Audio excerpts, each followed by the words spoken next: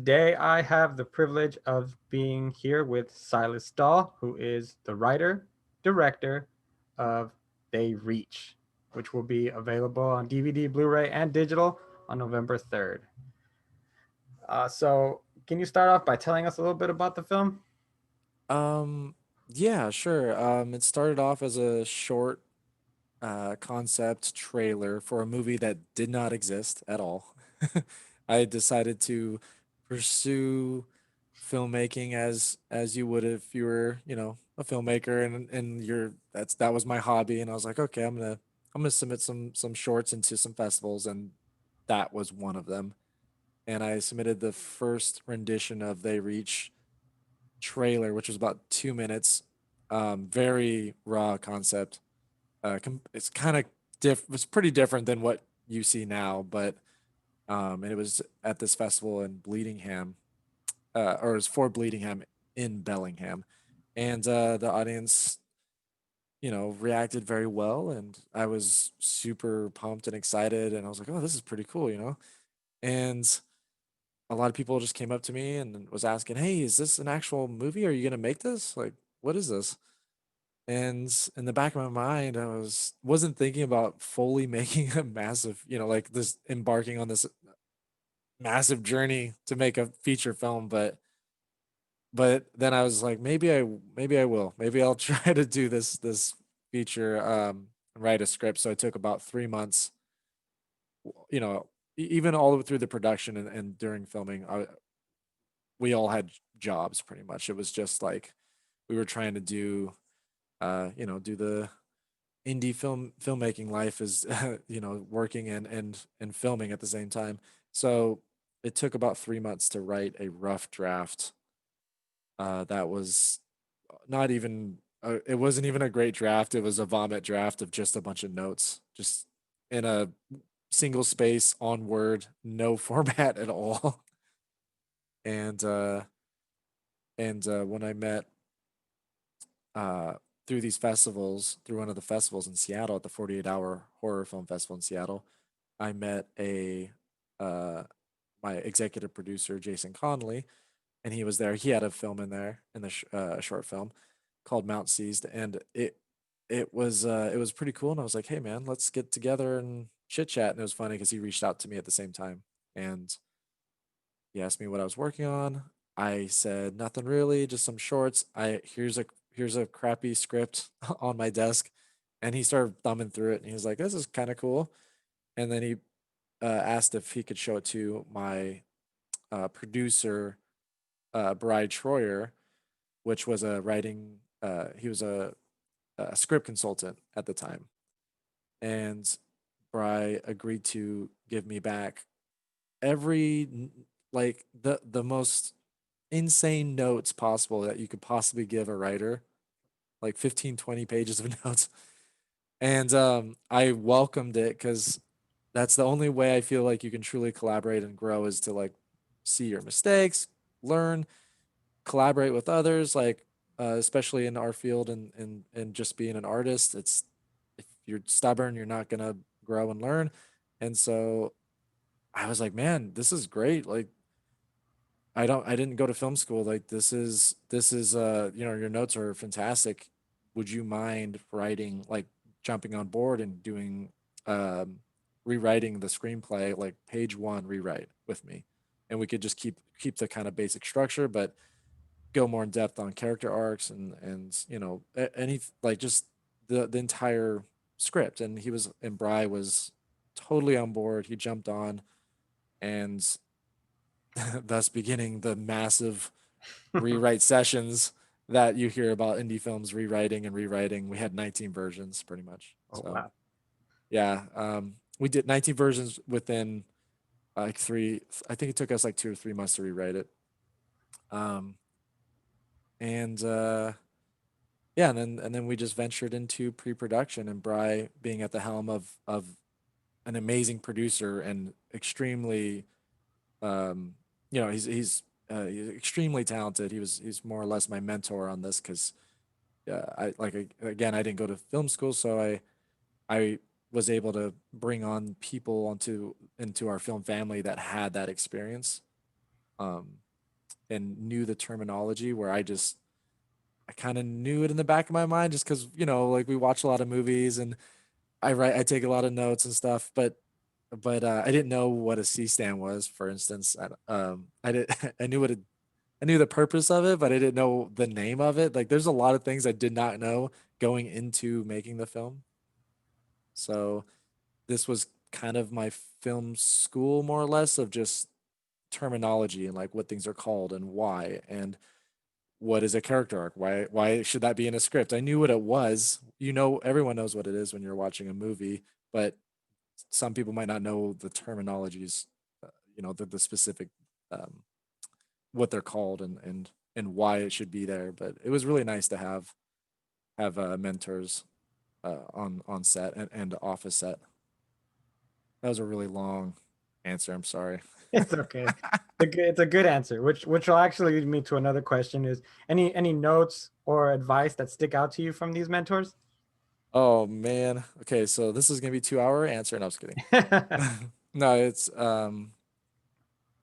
I would say just don't one of the biggest things is obviously I touched a little bit on it was do not be stubborn and don't think you know it all. That's probably one of the biggest notes. Because when someone's trying to teach you like, hey, this is the way that this is the industry standard. You should probably learn how to do this.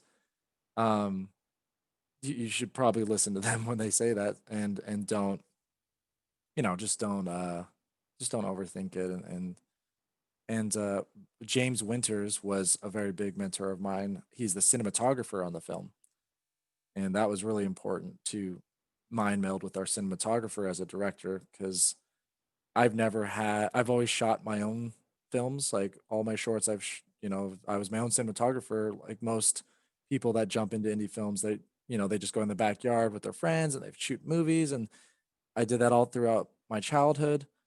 And I was not used to someone else being behind the camera and like pointing the camera of what you want it to see. And so there you'll see many photos of myself right next to James, and we're talking while looking through the camera. I'm like, yeah, right there, because I come from a really visual background. um I started with comic books. I went into painting. I did sculpting. I did my own camera like 101 and black and white photography and all that stuff. Like I know a good amount for camera equipment and lenses and what have you, but that's where it stops, and James literally takes over from there because he's just a master at his craft, and he has such a wide range of experience within the field of filmmaking or being a cinematographer and being his own his deep being a DP for such a long time. Gripping, gaffing. I love I love it when we can light a scene and it makes it look just so beautiful. And not a lot of people think about, oh, it's how you light this scene, and it's how it's the set dressing and the production design. It's not if you can have the most expensive camera and the best lenses, but if the set design is garbage and the lighting's garbage, it's gonna look like garbage. Like so. So he was a big mentor of mine on set as well. So we know that the horror genre is really really popular, especially this time of year. So what is your process in developing scares and tension? I don't know. That's a toughie. Sometimes when you write stuff like this wasn't that scary to me, to be honest. It was more or less, um, it was for a younger audience. Like I have kids, and I was like, oh, I'm gonna make a movie like they could enjoy. Like it's not too freaky and more or less an adventure. It's kind of going for little monsters or something. Or like everyone refers to the Goonies because they're just on an adventure. But some I was kind of pushing more towards that angle. It The first vomit draft that I did before I met Bry was very dark and very creepy. There's a lot of possessions. It was definitely m- leaning more heavily towards like Evil Dead and uh just really gory and disturbing kind of images. And when I met Bry, we chatted about that. We're like, how creepy do we really want this to be? And I'm like, well, it is a kid adventure, and this is pretty hardcore. And this is before Stephen King's It remake that came out, which is rated R. But so it wasn't. It felt a little weird venturing into that, and so I was like, maybe I should tone it down. And this is before Stranger Things. Like we were writing this before even the first season of Stranger Things came out, or around right, like literally right when the first season dropped. I was in the middle of writing it. I was like, oh shit, this is pretty dope. Like, like it's like kind of rides the line of like comedy and horror, Hmm. and nostalgia, and there wasn't really a lot. The closest thing was like James Wan's Conjuring, which was like what was it, like late 60s, 70s ish. And so I was kind of looking at that and listening to like Hurdy Gurdy Man while writing the movie, and I was like, yeah, I'm gonna live in this era and try to make it an adventure, a kid adventure. And Bry helped me with that. It was tonally, it still feels a little strange to me. Like we it's just a hard line to walk, like with so it's a balancing act between like that comedy and then but then you have some scary moments. And um I don't know, when you start writing and you feel chills and you think of something creepy, yeah, that's always a good sign, like, ooh, that's kind of scary. So um yeah. So I think next one's gonna be, we'll get into that later, but yeah, the next one's gonna be more adult. Look, hey, oh my god, cat. Sorry, my cat's messing around with my lighting. As they do with everything else in your Yeah, yeah, yeah. Just running into the. Okay, sorry about that. It's okay. So being that you were writing this already when the Stranger Things and it came out, what is it that inspired you to write this story? I think it's when I think what inspired me to write this story really was growing up. So I was born in '86, so I didn't grow up necessarily with the films, but I was introduced to the films in a specific order by my parents, and by them slowly like saying, here's Big Trouble in Little China, here you know here's ET, and here's Goonies, and all they started introducing me to all these films first before, because I could have just went from like 90s, like later 90s, and just that never known. I would know, later in life I would have discovered films, but I wouldn't have the nostalgia feeling I do because I watched it at an early age.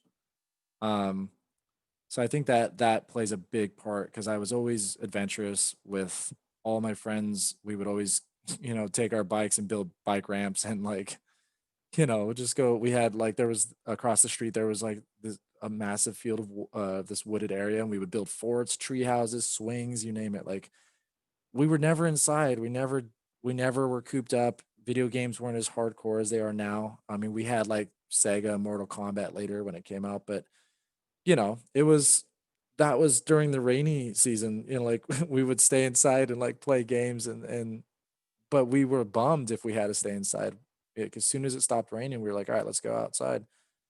Um, and I kind of I miss that. I think that it was a fun part of my life. So sometimes when I think about doing movies like this, I think about my kids, and I think about it would be cool to show them like, that you can go on adventures and do things, and that whole separation of like, man, we're on our own, we're doing this, we're going to solve this mystery on our own, and separate from the adults. And that's why we split the kids up in the film from the adults, and the kids go on their own adventure. That was really important to me. And I think that's really noticeable because a lot of your sets, your rooms, they have posters and images I was like, oh, that's probably he's probably paying homage to certain films or something that he grew up with. Is that true? Yeah, it's totally true. Yeah, uh one of my so Adam Verzand helped me a lot on the sets. He was our art director, and I was the production designer. And I'm super super super picky on my sets. Like I literally, like, I painted Jessica's room. I like I I painted I or sand I we bought an old Ford Galaxy for the cop car, and I sand and painted that myself. And Wow. um one of the cops, Jason Heichman, he's one of my friends, but he's the cop with the massive mustache in the movie. He he helped me. I painted it in his car, in his car park. Like, it's like, so there's a lot of things that I ended up doing just myself because a no one's gonna do it because it's an indie feature, and if you want to do it, you gotta do it yourself. And so a lot of almost every single, pretty much every single set, excluding the the sheriff's office and that whole police station. The team tackled the police station very heavily, and not, I mean, not that they didn't do it on all the other sets, but I was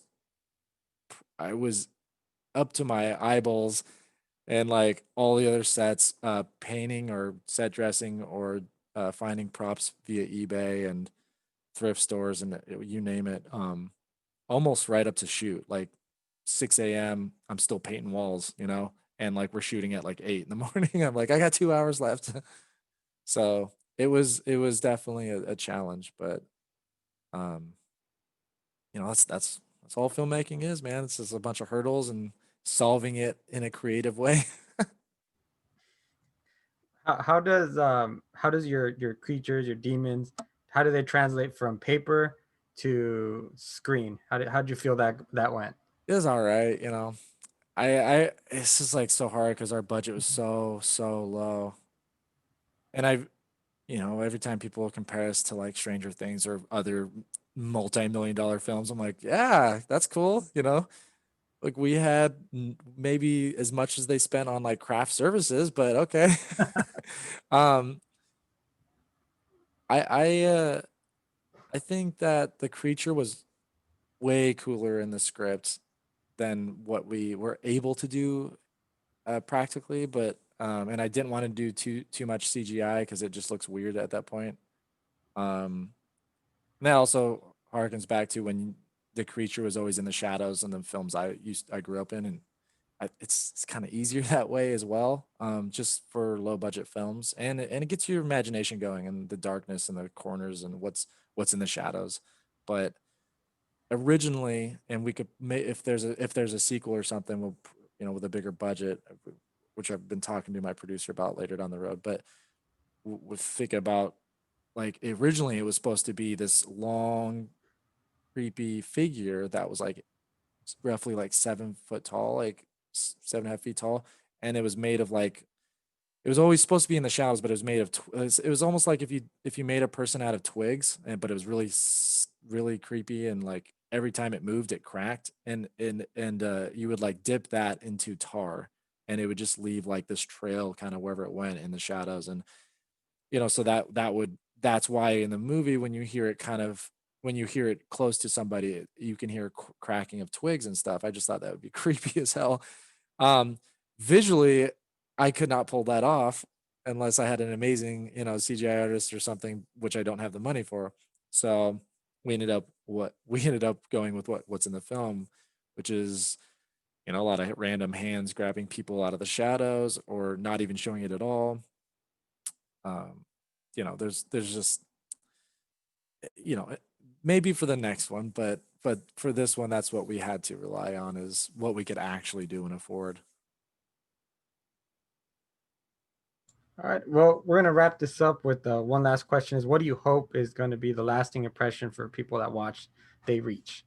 Oh, you know what? I hope obviously I hope they enjoy it, but I hope they kind of, I hope they just have fun with it. It's not too, the message isn't extremely like deep in, like it's very, it's on the surface. It's very surface, emotions on the sleeve type of thing, where your emotions on the sleeve. It's just be true to who you are, and that is what our main character Jessica, played by Mary Madeline Rose, she learns just to be herself, and that's what ultimately saves the day, and that's what helps her and her friends throughout this journey of like putting this demon back to where it came from. And it's a it's a old message, be true to who you are, but I think it's an important one, and that's why we said it in the 70s as well, because that that message wasn't very strong for women. um it was like, hey, like that's why the dad's so like, shouldn't the dad has a line in there, and he's like, why aren't you like other girls, just shouldn't you be learning how to sew and like cook and all this, really crappy things that he's saying now, but in the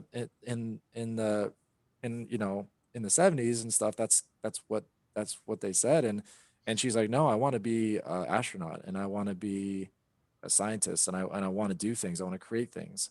And I think that's one of the coolest things about our film is the female empowerment and the kick ass that Jessica brings to, or that sorry, Mary Madeline Rowe brings to the screen, is an intelligent female protagonist that wants to kick ass. So I hope people just get a roller coaster ride out of it. Well, I had fun with it. I know that my daughter had fun with it. So yeah, and hopefully everybody else gets a chance to see it on, like we said in the beginning, on DVD, Blu-ray, and digital, November 3rd. Silas, thank you so much for spending some time with me. I appreciate it. Thank you. Hope you enjoy the rest of your day. Hey man, you too. Thank you so much. All right, take care. All right, I'll see you.